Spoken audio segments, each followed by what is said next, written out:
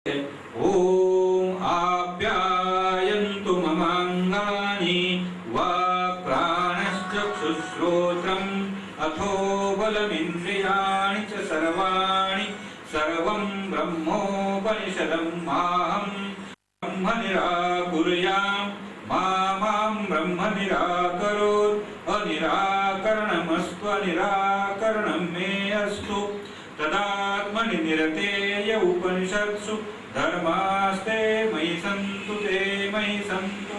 ओम शांति शांति शांति। ओम इत्येतत् अक्षरम् उद्गीतम् उपासीत ओम इति उद्गायति तस्योपव्याख्यानम्। ओम यह जो अक्षर है तो उसी की ही उपासना करनी चाहिए और उसे उद्गीत समझकर उपासना करनी चाहिए। भगवान का यह उत्स्फूर्त अपने आप बिना कारण हुआ गायन है। हम जब बिना कारण गायन करते हैं तो क्या करते हैं? कोई जीव दुख में होता है तो हे राम बोलता है, दुख से क्या बोलता है? हे राम। अभी उसने सुना है कि जब आदमी मरता है तो उसके शव को लेके जाते तो हे राम बोलते हैं। तो उसके ऊपर संकट आ जाता है तो वो बोलता है अभी मेरा भी अंतकाल आ गया है, मैं राम का स्मरण करूं, हे राम ऐसा वो दुख से बोलता है। अभी राम का स्मरण दुख में ही करना चाहिए ऐसी बात नहीं, आनंद में भी करना चाहिए। लेकिन आपको अचानक कुछ प्राप्त हो गया, बहुत आनंद हो गया तो राम ऐसे बोलने वाले है कोई? कभी बोलता है कोई? वाव बोलेगा। अभी नई जो भाषा है ना, नई भाषा में वाव करते हैं। वाव को क्या अर्थ है? न उसको इंग्लिश में भी कोई अर्थ है, न अपनी भाषा में भी कोई अर्थ है। लेकिन हमारे जो शब्द है वो छोड़ के लोग निरर्थक शब्दों का प्रयोग करते हैं। तो हे परमात्मा, हे परमेश्वर, ऐसा स्मरण आनंद के समय लोग नहीं करते हैं। करना चाहिए। जैसे दुख में आदमी होता है तो दुख के उद्गार निकलता है, अपने आप निकलता है। वैसे आनंद में होता है तो भी उद्गार आते हैं, ऐसी बात नहीं है। जैसे मनुष्य स्नान करने को जाता है बाथरूम में और ठंडा जल लेता है, शीतल होता है तो फिर गाने लगता है? वो गाने की लकीरें छेड़ता है तो उसका उद्गार गाने का आनंद में आता है। बाथरूम में तो कोई दुख के गीत नहीं गाएगा, दुख है तो चुप बैठेगा, लेकिन आनंद के गीत गाता है। जब कभी अकेला बगीचे में जाता है, उपवन में जाता है, सुंदर दृश्य दिखता है तो उसको गाना आने लगता है, तो वह उसके आनंद के गीत है। ऐसे परमात्मा जो है तो सृष्टि करने के पहले जब उसमें निर्गुण निराकार में पहला गुण आता है, शक्ति निर्माण होके बाहर निकलती है, तो पहले परमात्मा की अभिव्यक्ति क्या है?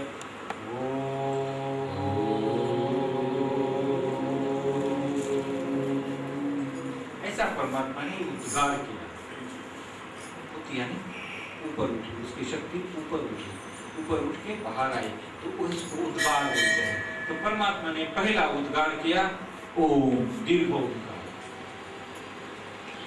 तो यह परमात्मा का गायन है। तो ओंकार जो है इसका महत्व ऐसे है, ओंकार कोई ऐसा चुना हुआ शब्द नहीं है कि निकाला और परमात्मा को लगा दिया।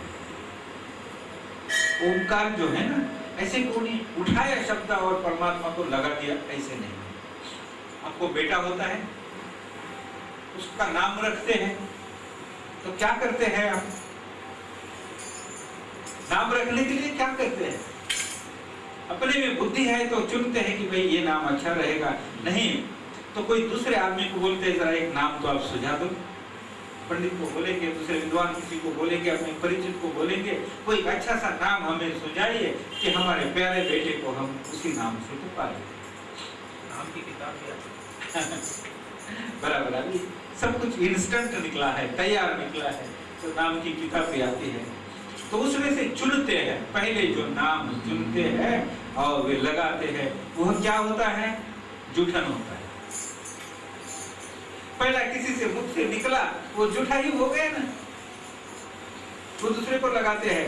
बच्चे में क्या तत्व है, उसकी अभिव्यक्ति किससे होती है, यह समझ कर तो उसको नाम नहीं लगाते हैं। बच्चा मेरा कैसा है, कैसा होने वाला है, कैसा होना चाहिए, यह समझ कर तो नहीं लगाते। अभी देखिए, मैं आपको बोलता हूं, मेरा बच्चा शूरवीर होना चाहिए, ऐसे लगता है। मेरा बच्चा विद्वान भी होना चाहिए, ऐसे लगता है। लेकिन धनीराम जितने नाम हैं लोगों में, उतने ज्ञानेश्वर नाम रखे हैं क्या? अपने बेटे के ज्ञानेश्वर नाम कितने होते हैं? बहुत कम। लेकिन धनीराम तो बहुत होते हैं। लोगों को धन प्रिय है, तो मेरा बेटा धनवान हो जाए, इस उद्देश्य से उनके नाम रखे जाते हैं। अभी शूरवीर महापुरुष है,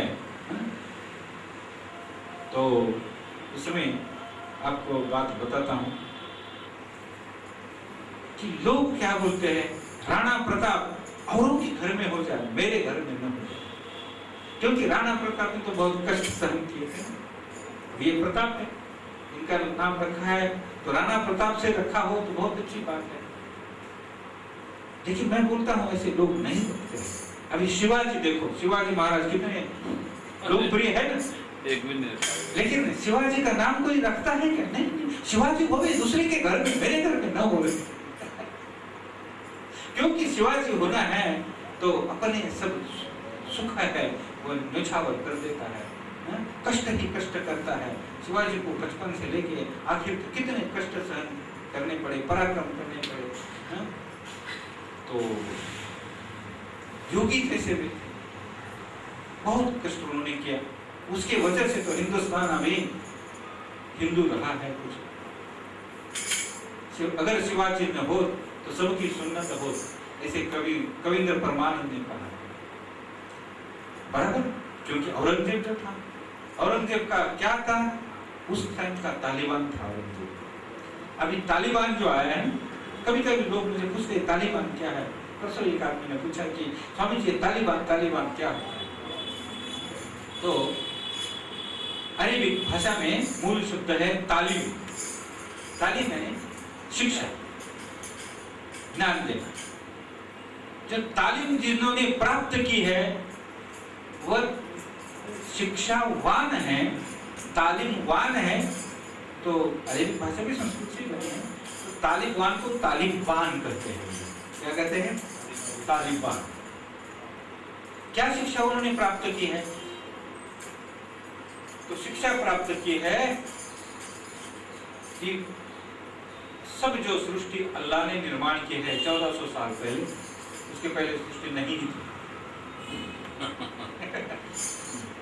जब मोहम्मद पैगंबर पैदा हो गए और उनके माइक से जो अल्लाह ने बताया उसको कुरान बोलते हैं, और उसके पहले कोई सृष्टि नहीं थी। वही सृष्टि अल्लाह ने सब तैयार की है, तो हमें क्या करना चाहिए? तो अल्लाह को खुश करना चाहिए। तो अल्लाह को हम खुश करेंगे तो अल्लाह क्या होगा? तो हमको स्वर्ग देगा। और स्वर्ग में क्या होता है?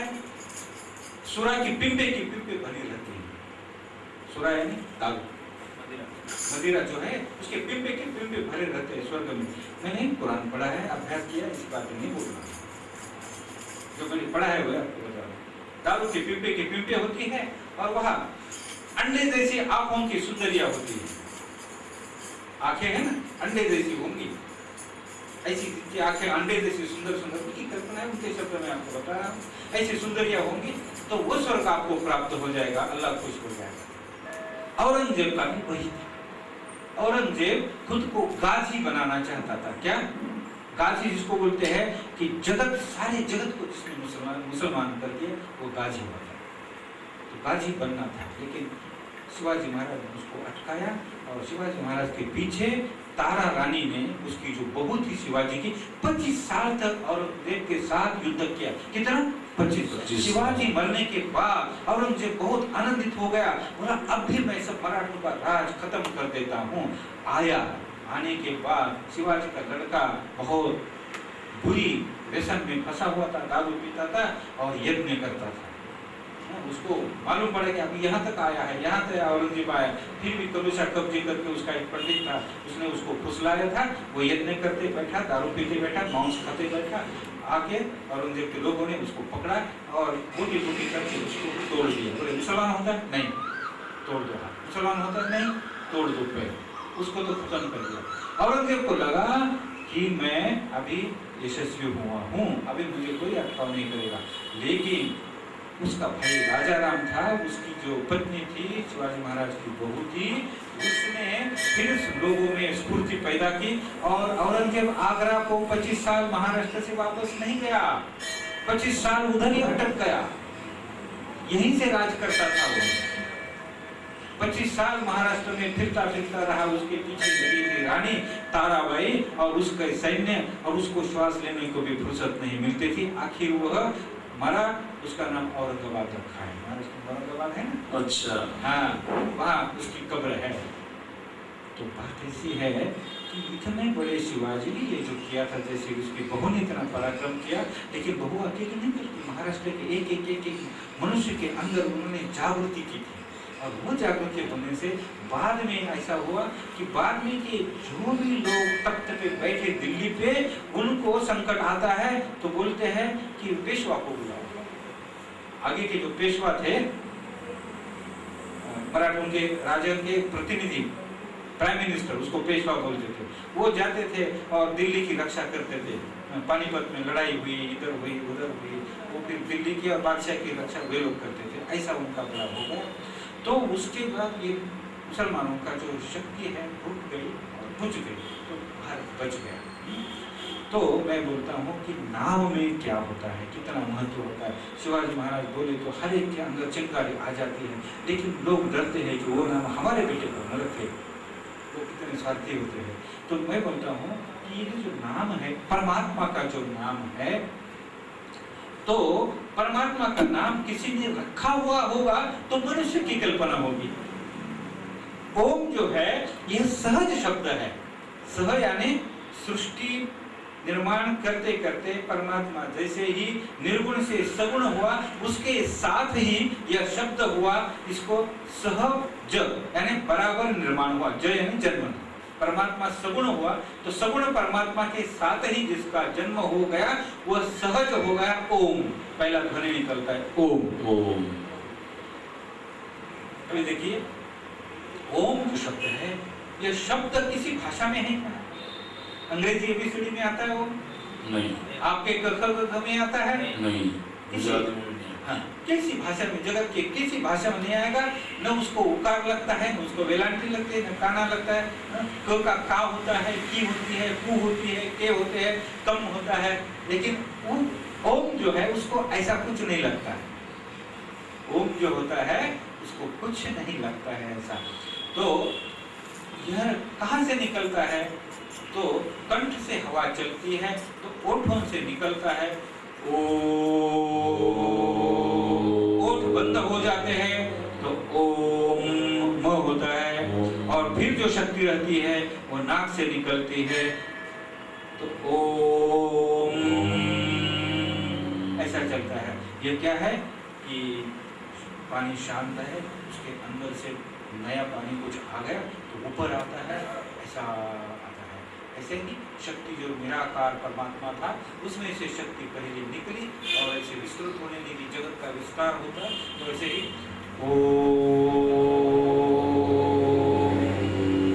ये शब्द हुआ और यह शब्द पहला विस्फोट होने के बाद जैसे सृष्टि हो गई उसके साथ हुआ और अभी सृष्टि विस्तारित होती ही उसके साथ चलता ही रहा। पूर्ण रूप से सृष्टि जब परमात्मा में विलीन हो जाएगी तो ये ओम भी परमात्मा में विलीन हो जाएगा। तो जो शक्ति है सृष्टि निर्माण करने वाली, सृष्टि को धारण करने वाली, सृष्टि को परमात्मा में विलीन करने वाली जो शक्ति है, उसका यह नाद जो है यह ओम, ओम परमात्मा है। ओम जो है परमात्मा का रखा हुआ नाम नहीं है, स्वाभाविक है। कोई भी आदमी अफ्रीका हो, यूरोपियन हो, अरब का हो, भारत का हो, चीन का हो, तो कुछ भी आता है तो ओ तो बोलता है ना, ओ come here, O come here बोले, हम क्या बोलते, ओ इधर आ जाओ। ओ आता है, ओ बंद होता है तो ओम होता है। यह स्वाभाविक स्वर है। तो इसकी आगे की भी व्याख्या करेंगे बोले हैं। यह ओम कैसा है, तो अब तक मैं बोला कि सृष्टि का यह आदि स्वरूप है। एषां भूतानां पृथिवीरसः पृथिव्या आपो रसोपाम् ओषधयो रस ओषधीनां पुरुषो रसः पुरुषस्य वाग्रसो वाचः रुग्रसः रुचः सामरसः साम्न उद्गीतो रसः। ओम आदि में भी होता है और अंत में भी होता है। तो यही इधर वर्णन हो गया है कि सब जो भूत मात्र है ये पृथ्वी के ऊपर है। वनस्पतियां हैं, पर्वत है, सागर है, पक्षी है, जलचर है, स्थलचर है और अवकाश में गमन करने वाले पक्षी भी है। सब जितनी भी सृष्टि है, सृष्टि को क्या क्या बोलते हैं प्राचीन शास्त्रों में, अंडज जारज उद्भिज, 3 प्रकार की होती है सृष्टि। अंडज यानी अंडे से पैदा होने वाले, सांप अंडे से होता है, पक्षी भी अंडे से होता है, और घड़ियाल जो होता है, घड़ियाल मगर जो बोलते हैं, मगर वो भी अंडे से पैदा हो जाती है। और मच्छी होती है वो भी अंडे से पैदा हो जाती है, कीटक होते हैं वो भी अंडे से पैदा हो जाते हैं, मच्छर भी अंडे से ही पैदा हो जाते हैं। तो अंडे से पैदा होने वाले जो है बहुत है। पहले सबसे अंडे से पैदा होने लगे, फिर कुछ हो गए बाद में, जैसे हमारा श्राव आता है ग्रंथि से पसीना बोलते हैं, तो वैसे ही जो श्राव आता है, तो जैसे वीर्य है, रजवीर्य है, ये श्राव है। तो इस श्राव से जो उसको जार बोलते हैं, तो जार जो मनुष्य जो है यह श्राव से पैदा हो जाता है। गाय भैंस आदि जो चतुष्पाद प्राणी हैं वे भी ऐसे ही निर्माण हो जाते हैं, वे अंडे से नहीं होते हैं। तो श्राव से निर्माण होने वाले उसको जार बोलते हैं। और उद्भिज यानी भूमि को फोड़ के जो बाहर आते हैं, बीज जो होते हैं भूमि के अंदर जाते हैं ना, धूल में, मिट्टी में, और जब बारिश हो जाती है तो भूमि की जो परत है उसको फोड़ के ऊपर आ जाती है। कभी आप खेत में वगैरह देखेंगे या सड़क के किनारे मिट्टी पे देखेंगे तो पहली बारिश हो जाती है, तो 2-3 दिन के बाद आप जाओ तो भूमि की परत अपने आप ऊपर उठती है, कुछ ऊपर उठती है। अंदर से घास के जो अंकुर होते हैं बढ़ते बढ़ते हैं तो भूमि के परत को ऊपर लेते हैं, फिर उसको फोड़ के उसमें से बाहर आ जाते हैं। जैसे अंडे को फोड़ के बच्चा बाहर आ जाता है मुर्गी का, वैसे ही भूमि को फोड़ के आते उसको उद्भिज बोलते हैं। तो जो सब जीव जो है अंडज जारज उद्भिज, ये सब कहाँ है? पृथ्वी के ऊपर। और पृथ्वी जो है तो पृथ्वी 2 अर्थ में प्रयोग में लाया जाता है। यह जो हमारा गोल है जिसके ऊपर हम बैठे हैं, ये पूरा जो गोल है उसको पृथ्वी बोलते हैं। गोल का परिध जो है 40,000 किलोमीटर है, और आर पार जाए, इधर से शुरुआत करें बीच में यहाँ निकले तो 8,000 किलोमीटर है। 8,000 किलोमीटर इसका व्यास है और 40,000 किलोमीटर इसका परिध है। तो ये जो पृथ्वी है सबको पृथ्वी बोलते हैं, लेकिन कभी कभी ज्यादा करके पृथ्वी का ऊपरी जो सतह है जिसके ऊपर हम बैठे हुए हैं, ये जो कड़क है जिसके ऊपर हम रहते हैं, ये ऊपरी परत जो है इसको हम पृथ्वी बोलते हैं। हमारा अंदर के जो कोई संबंध नहीं आता है। तो पृथ्वी जो है यह जो सृष्टि जब बनाती है तो कैसे बनाती है? तो अपने अंदर जो सब कुछ है उसका रस निकालती है। रस क्या होता है? ऑरेंज का रस निकाला तो क्या होता है, रस होता है, तो उसमें ऑरेंज में जो कुछ भी तत्व है तो सब कुछ आ जाता है ना, सार आता है, सार पूरा। आम का भी सार निकाला तो उल्टा करे तो रस होता है, रस, उसको रसा बोले तो सार होता है। अगर राम को रामा बोलते हैं, योग को भी योगा बोलते हैं तो रस जो है तो रसा कर दिया तो सार हो गया, उल्टा कर दिया। यानी पृथ्वी जो है, पृथ्वी का रस पहले पृथ्वी निकालती है। तो कैसे निकलती है, तो आप तो पानी, पानी क्या है, पानी में पृथ्वी के सारे रस होते हैं। अभी बावड़ी का पानी एक गांव में अलग अलग टेस्ट पहले जमाने में होते थे। किसी किसी गांव में गए तो यहाँ का थोड़ा अलग लगता है, उधर का अलग लगता है, उधर का अलग लगता है। अभी सब जगह एक ही लगता है, क्यों कि लोग जो है वह इतने आदी हो गए हैं कि खारा पानी हो तो सब जगह का खारा होता है, और अभी बोतल का पानी पीते हैं तो सब जगह में एक ही वो टेस्ट आ जाती है। लेकिन पृथ्वी में हर एक जगह अलग अलग खनिज होते हैं, और वे खनिज विद्राव्य होते हैं, पानी में घुलते हैं, और वह पानी हम जब पीते हैं तो उन खनिजों की जो रस है, टेस्ट है, वह हमें महसूस होती है। तो सागर का जो पानी है खारा होता है, तो लोग बोलते हैं कि अभी कि सागर का पानी खारा क्यों है, तो जब पृथ्वी बनी ना तब ये तप्त लोह गोल था, उबालता हुआ रस इसमें से निकलता था, और ठंडा हो गया तो उसके पत्थर बने, चट्टानें बनी, और कुछ ठंडी पृथ्वी हो गई। तो पृथ्वी के अंदर कुछ ऐसे तरल पदार्थ थे, वह पृथ्वी से ऊपर उठ के चले गए आकाश में। तो कार्बन जो था वो कार्बन वायु हो गया, नाइट्रोजन वायु हो गया, और हाइड्रोजन भी वायु हो गया, ऑक्सीजन भी हो गया, ये ऊपर रहता था।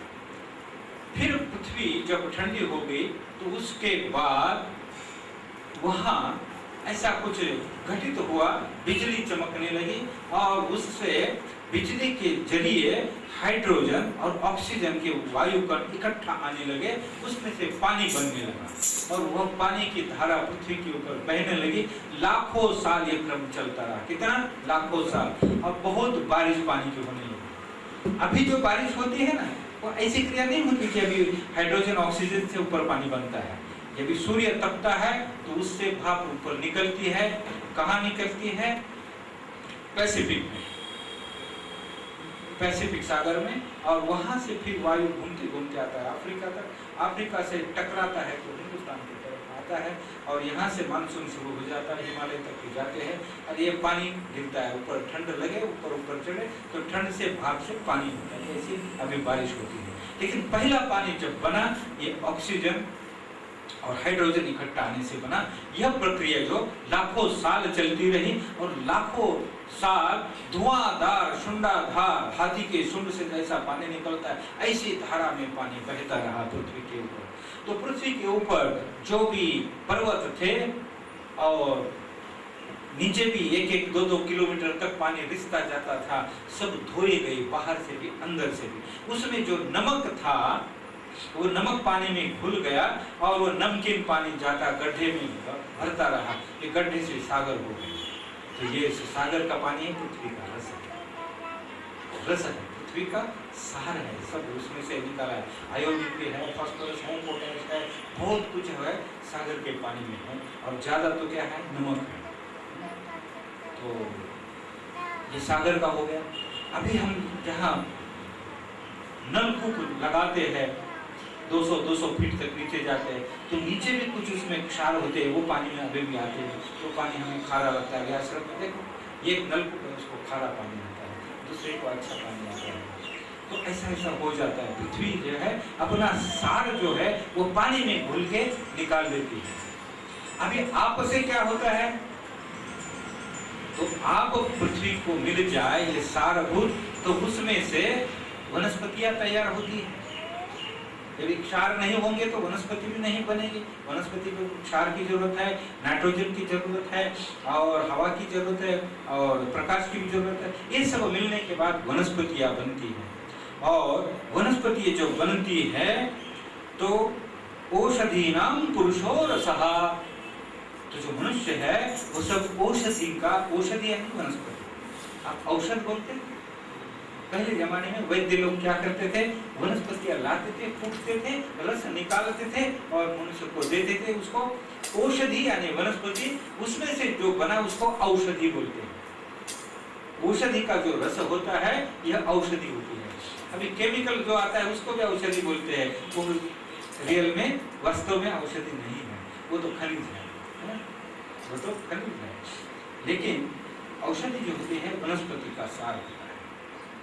तो ये सब वनस्पति का सार खा खा के मनुष्य का रस बनता है।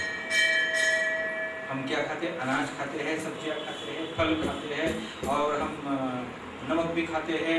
इन सब से पृथ्वी का सार जो है हमें मिलता है। उसमें से क्या बनता है, जार बनता है, श्राव बनता है, उसमें से फिर उत्पत्ति होती है। तो ऐसे मनुष्य की उत्पत्ति होती है। तो पृथ्वी का सार पानी में आता है, पानी का सार वनस्पतियों में आता है, और वनस्पति का सार मनुष्य में आता है। तो समय हुआ है, इतना मंत्र थोड़ा करता हूँ। पुरुषस्य वाग्रसो, और पुरुष का रस किसमें है, वाणी। कोई जो बोलता है तो उसका सब सार है ना। मनुष्य क्या बोलेगा, उसके अंदर है वही बोलेगा। उसके अंदर ज्ञान पड़ा है तो ज्ञान बोलेगा, गालियां सुनी है तो गालियां ही देगा। तो मनुष्य का जो सार है वो वाणी में आता है। आगे का विषय कल ओम पूर्णमदः पूर्णमिदं पूर्णात् पूर्णमुदच्यते पूर्णस्य पूर्णमादाय पूर्णमेवावशिष्यते। ओम शांति शांति शांति। ओम तत्सत् सतनाम साक्षी। दूर न करो, दूर न करो, ब्रह्म मुझे न दूर करे, न दूर करे। मुझ में और ब्रह्म में, मुझ में और ब्रह्म में अभेद रहे, अभेद रहे। उपनिषद प्रतिपाद्य, उपनिषद प्रतिपाद्य ब्रह्म के लक्षण, ब्रह्म के लक्षण मुझ में प्रकट होवे, मुझ में प्रकट होवे, मुझ में प्रकट होवे, मुझ में प्रकट होवे। ओम ओम शांति शांति शांति शांति शांति शांति। ओम इत्येतदक्षरम् उद्गीतम् उपासीत। ओम इति व्युद्गायति तस्योपव्याख्यानम्। ओंकार ही एक ऐसा अक्षर है कि जो परमात्मा का गायन है। परमात्मा को बोलने के लिए बाकी अक्षरों की जरूरत नहीं होती है। परमात्मा ने तो एक ओम बोला है, और ओम की व्याख्या करते करते वेद बन गए हैं, उपनिषद बन गए हैं, सारी भाषा भी ओम से ही निकली है। तो परमात्मा ने ओम का गायन किया है। ये ओम का गायन कैसे है, जैसे विज्ञान में बोलते हैं कि एक बिंदु से महाविस्फोट हो गया और उस विस्फोट से यह सारी सृष्टि बन गई। अभी भी वह प्रसरित हो रही है, वह विस्फोट का फुगा अभी भी फूंक रहा है, चालू ही है। एक ब्रह्मांड से दूसरा ब्रह्मांड बहुत वेग से दूर दूर जाता है। ये विस्फोट अभी चालू ही है। तो ये सृष्टि जब तक चलेगी तब तक विस्फोट चलता ही है, और जब उसके पीछे की प्रेरणा बंद होती है तो सब फिर जो फुगा फूकता है, हवा चली जाती है तो क्या होता है, फिर फुगा सिमट जाता है। ऐसे ब्रह्मांड में बिंदु में सिमट जाता है, उसे ब्लैक होल बोलते हैं, कृष्ण विवर बोलते हैं। तो वेदांत का भी यही कहना है कि सदैव सौम्य इदम अग्र आसीत, सबसे पहले सत था, सत में एक संकल्प हुआ और संकल्प से आकाश बना, यानी विस्फोट हुआ, और उस विस्फोट से यह सृष्टि चलती है। तो ये जो विस्फोट हुआ उसका जो आवाज है वही ओंकार है। विस्फोट का जो आवाज है, स्पंदन है, वही ओंकार है। दूसरा उसमें जो और शब्द हुए हैं उसकी पड़झड़ में हुए हैं। बड़ा विस्फोट होता है तो उसमें टुकड़े टुकड़े हो जाते तो बाकी आवाज आते हैं ना, ऐसा ही है। तो ये ओंकार जो है यह क्या है? सृष्टि का कारण है। ओंकार सृष्टि का कारण है। सृष्टि उसमें से निर्मित हुई है ओंकार से। सृष्टि चलती है भी ओंकार से चलती है, और सृष्टि विलीन होती है वह भी ओंकार में विलीन होती है। यह कोई गपौड़े बात नहीं है, यह अनुभव लेने वाली बात है, प्रमाण है, अनुभव प्रमाणित है। मैं आपको बताता हूँ, जब हम ओम बोलते हैं, मेरा ओंकार सुनिए,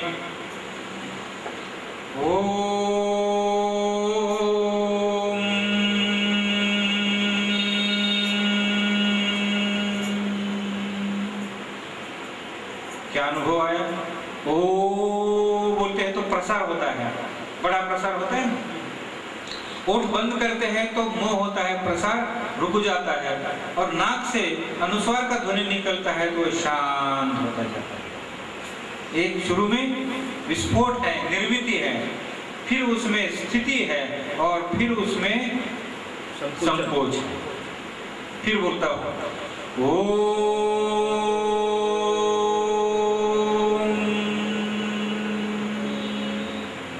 क्या है? शब्द बनता है, स्थिर भी रहता है, फिर उसमें विलीन होता है। तो यह मेरी सृष्टि हो गई। अभी जो मैंने किया ये मेरी सृष्टि हो गई। मेरी शक्ति से यह कुछ क्षण रहता है।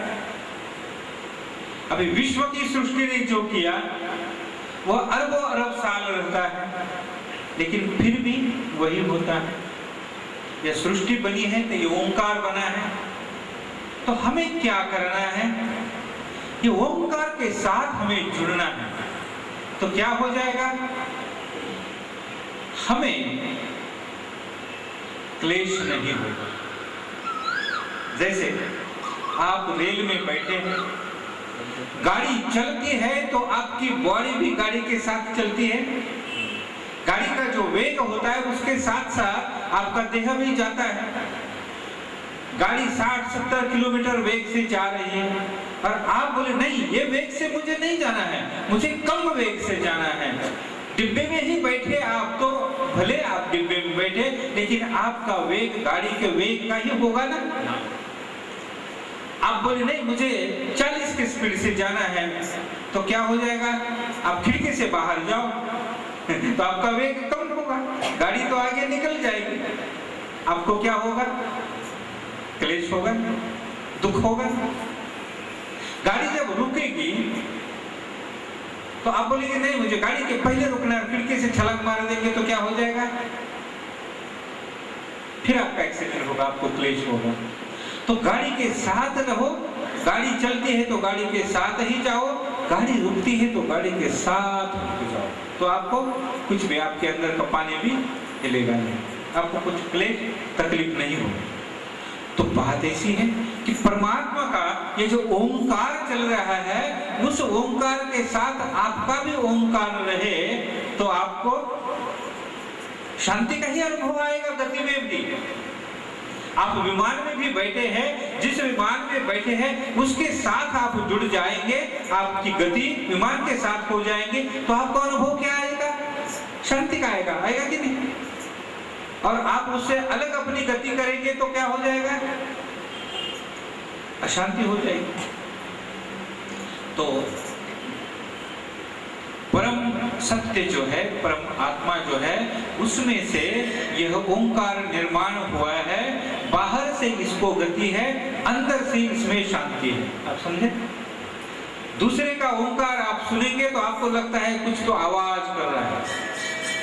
आपका ओंकार तो उसकी गति के साथ आप रहो तो आपको शांति मिलेगी। ओंकार के बीच में आप जाओ, आप ओंकार करते करते अंदर से ओंकार को सुनते रहो, आप अनुभव ले तो आपको भी शांति का अनुभव आएगा। तो इसलिए ओंकार यह क्या है? कारण भी है सृष्टि का और मोक्ष का साधन भी है। आप समझे?